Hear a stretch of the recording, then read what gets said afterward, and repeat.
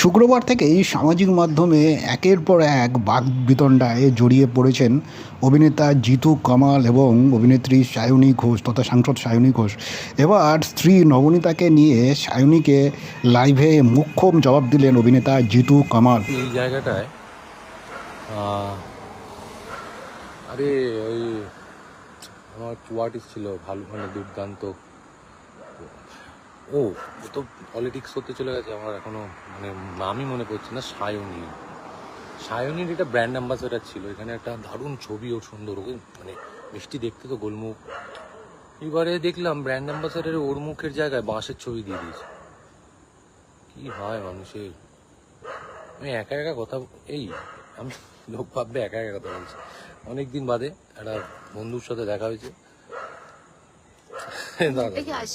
হ্যাঁ, যাই হোক, বন্ধুকে ফোন করে রাত্রিবেলা হঠাৎ মিট। আমি কুলফি খেতে দাঁড়িয়েছি, তারপর শুনলাম যে এই জায়গাটা তো ভীষণ পরিচিত তার জন্য। ঘোষ মহাশয়া ফোন করেছেন এবং কুকর্ম করেছি আমি দিনের পর দিন লোকের সাথে। কি করেছো? এখনো কোনো মেয়ের সাথে আমি প্রেম করেছি, এত কিছু করেছি, কেউ বলতে পারবে না আমি কাউকে ওয়ার্ড্রাম করেছি। আমাদের মধ্যে আসলে বাঙালির মধ্যে একটা ব্যাপার আছে, বাঙালি রাজনীতিবিদদের মধ্যে ব্যাপার আছে, ডিভোর্স করলে একজনকে দিয়ে একজনকে খোঁজা মারা যায়। উঠে উঠে আমরা দেখিয়ে দেবো সারা জীবন বন্ধু হিসেবে থাকা যায়, সারা জীবন।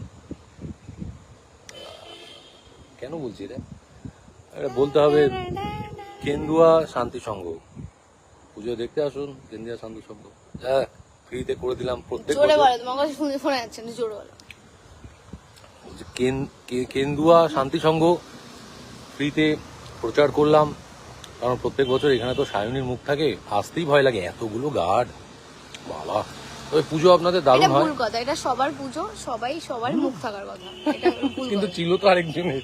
বাট এই তোমার প্রচন্ড বেশি লোকেদের খোঁজা দাও। সবার পুজো, সবার পুজো সবার পুজো এটা চলে, বুঝলেন? 2-4 যাই হোক, আপনারা ভাবছি যে 2-4 এই লোকগুলো কারা, যারা এখন ওরা ঠিক আছে, বন্ধুত্ব অটুট রাখুন নিজেদের মধ্যে।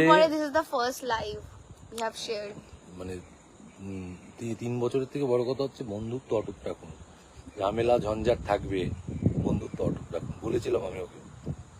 থ্যাংক ইউ জন্য।